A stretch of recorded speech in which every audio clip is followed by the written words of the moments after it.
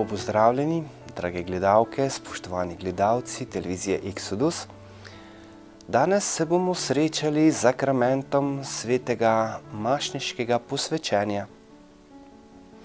Božje ljudstvo stare zaveze sestavlja 12 Izraelovih rodov. Jezus je poklical 12 apostolov, ki predstavljajo Božje ljudstvo nove zaveze. S tem je pokazal na povezanost med staro in novo zavezo. Evangelist Marko je zapisal, da je Jezus izbral učence, da bi bili z njim in da bi jih pošiljal oznanjati evangelij. Če so izbrani hoteli biti poslani, so morali biti najprej z Jezusom, se učiti od njega, spoznavati njegove drže in namene. Jezus je hotel, da se njegovo odrešenje ponavzočuje v vseh časih in krajih. Zato je svojim učencem pri zadnji večeri izročil zakrament svoje navzočnosti in ljubezni, sveto Evharistijo. Naročil jim je, naj Evharistijo obhajajo v njegov spomin. S tem je postavil zakrament mašniškega posvečenja. Apostole je posvetil duhovnike. Postali so deležni njegovega službenega duhovništva. Slednje se bistveno razlikuje od skupnega duhovništva, ki ga imamo vsi krščani. Jezus tudi danes kliče in izbira ljudi, ki bi nadaljevali delo apostolov. Krščani katoliški moški, ki je začutil Božji klic, se mora najprej izobraziti in duhovno pripraviti na poslanstvo. Ko je pripravljen, ga škof posveti v duhovnika. Posvečeni duhovnik zastopa Kristusa kot pastirje ljudstva. Duhovnik je postavljen za oskrbnika svetih skrivnosti, znamenje Božje ljubezni do vsakega človeka.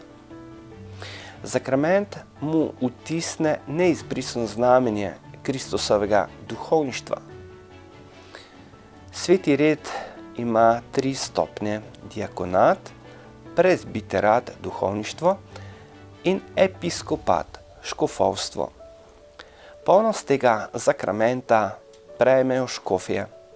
Duhovniki so kot škofovi sodelavci posvečeni za opravljanje duhovniške službe, diakoni pa za pomoč škofom in duhovnikom pri služenju Božjemu ljudstvu. Katere so naloge duhovnika?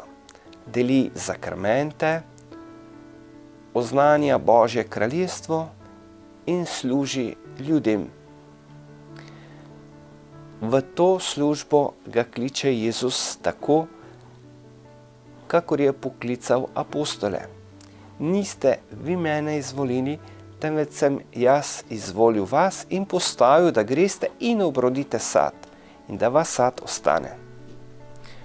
Rimsko-katoliški duhovnik je neporočen, da more z nedeljenim srcem izpolnjevati svoje poslanstvo. Posvečenje duhovnikov poteka med sveto mašo. Obred posvetitve ima naslednje glavne dele: sprejem in spraševanje pripravnikov, obljuba pokorščine, polaganje rok in posvetilno molitev, maziljenje in izročitev patene ter keliha. Obred posvetitve se začne po evangeliju. Najprej diakon pokliče kandidate po imenu. Vsak diakon stopi pred škofa in se mu predstavi. Ob sklepu sprejema pripravnikov ljudstvo odgovori: Bogu hvala. Potem sledi škofov nagovor o mašniški službi. Po homiliji sledi spraševanje pripravnikov. Pred mašniškim posvečenjem morajo kandidati javno izpovedati, da hočejo opravljati duhovniško službo v čast Bogu, v korist Božjemu ljudstvu in v blagor lastnega posvečenja. Škof pripravnikom zastavi 4 vprašanja, izbrani morajo izraziti svojo pripravljenost, da bodo to službo pobožno in zvesto upravljali. Sledi obljuba pokorščine. Apostol Pavel je zapisal, da je bil Jezus pokoren svojemu očetu vse do smrti, in sicer smrti na križu. Tudi novomašnik hoče biti pokoren svojemu ordinarju, ki je Božji zastopnik na zemlji. Pri sklepanju pogodb in dogovorov si pogodbeniki podajo desnice. Pri mašniškem posvečenju pa pripravnik obljubi škofu pokorščino in spoštovanje tako, da kleče pred njim položi svoje roke v njegove roke. Nato je škofovo povabilo k molitvi.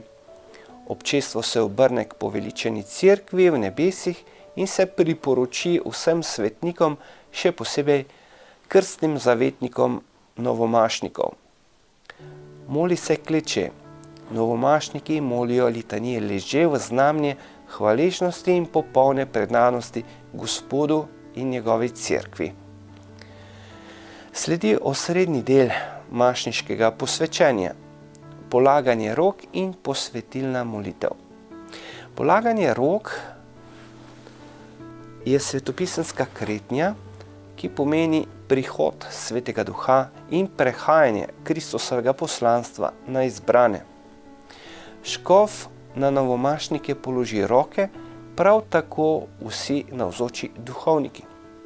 Nato škof izreče nad izbranimi daljšo posvetilno molitev. Po posvetilni molitvi so kandidati že duhovniki. Škof jim nadene štolo naravnano na duhovniški način.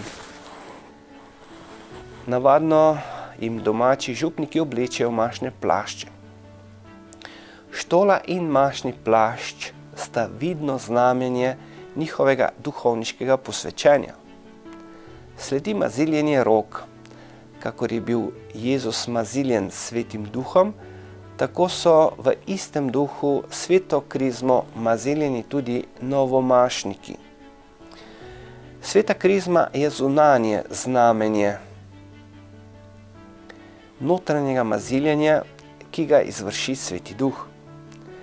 Z maziljenjem prejme novomašnik moč za izvrševanje svojega poslanstva, za posvečenje Božjega ljudstva in za upravljanje mašne daritve. Nato je pripravljanje darov. Slovenci rečemo duhovniku mašnik, saj je prav sveta maša tisto opravilo, kjer duhovnik v Kristusovem imenu na najodličnejši način upravlja svojo duhovniško službo. Škof vsakemu novomašniku izroči pateno s kruhom in kelih z vinom in ga povabi, naj se po Kristusovem zgledu tudi on razlamlja in daje ljudem. Sledi poljub miru. Med nadškofom, škofom, duhovniki in diakoni, tako pravi sveti Ignacij Antiohijski, naj vlada takšna harmonija, kakor med strunami kitare. S poljubom miru škof novomašnikom zagotovi svoje prijateljstvo v Gospodu. Sveta maša se nadaljuje z darovanjem. Novomašniki skupaj s škofom ordinarjem darujejo svojo prvo sveto mašo. Verniki se jim pridružijo v globoki hvaležnosti in zaupni molitvi. Po obhajni prošnji navadno škof staršem novomašnikom podari rožni venec z namenom, da bi svoje sinove še naprej spremljali svojo gorečo in zavzeto molitvijo. Nato se zapoje priljubljeno pesem Novomašnik bod pozdravljen ter pripravi svoje srca za novomašni blagoslov, ki ga verniki prejmejo po odpeti pesmi. Verjetno ste opazili, da v tem obredu ni sprejema celibata.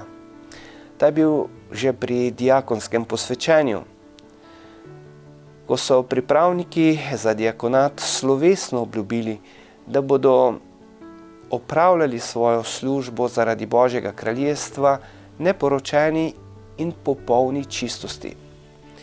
Vsak pripravnik je stopil k škofu in v znamenje resne volje položil roko na odprto evangeljsko knjigo.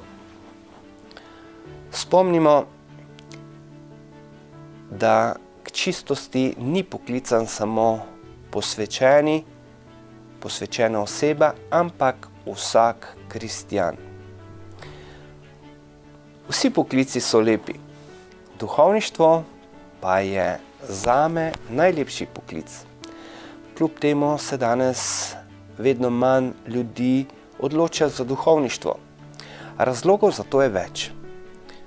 Očitno je, da mladi ne vidijo v tem poklicu tako velike vrednote, da bi se odločili zanj. Z odločitvijo za duhovništvo so povezani tudi razni strahovi in pomisleki. Nekoč so na nekem portalu objavili, s čim vse se mora ukvarjati župnik. Če neki mladenič to bere, ki ima še vrsto težav sam s sabo, je lahko v stiski. Marsikdo misli, če bi cerkev odpravila celibat, bi bilo več poklicev. Ko gledam druge krščanske cerkve, kjer se duhovniki lahko poročijo, imam občutek, da nimajo zaradi tega več poklicev. Duhovništvo zahteva celega človeka. Celibat pomaga duhovniku, da lažje in bolj svobodno služi Gospodu in ljudem. Včasih pravijo ljudje, če bi bili duhovniki poročeni, bi bolje razumeli zakonce in družinsko problematiko. Zdravnik ne potrebuje imeti določenih bolezni, da zna svetovati ali zdraviti bolnika. Nenazadnje, tudi duhovnik ni zrastel na drevesu. Ima starše, odraščal je v družini, ve, kako delujejo družinski odnosi. Kot neporočen lahko pogleda na zakonsko ali družinsko problematiko še z drugega zornega kota. Ob koncu tega razmišljanja se želim zahvaliti vsem vernikom, ki ste naklonjeni duhovnikom, ki molite za nas, ki molite za duhovne poklice. Vse preveč je nekega kritiziranja in opravljanja. Kakšni smo, kakšni nismo, kakšni bi morali biti.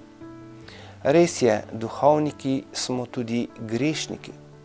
Verjamem pa, da se vsak izmed nas trudi in si prizadeva, da bi bil zvest Jezusov učenec. Srečno!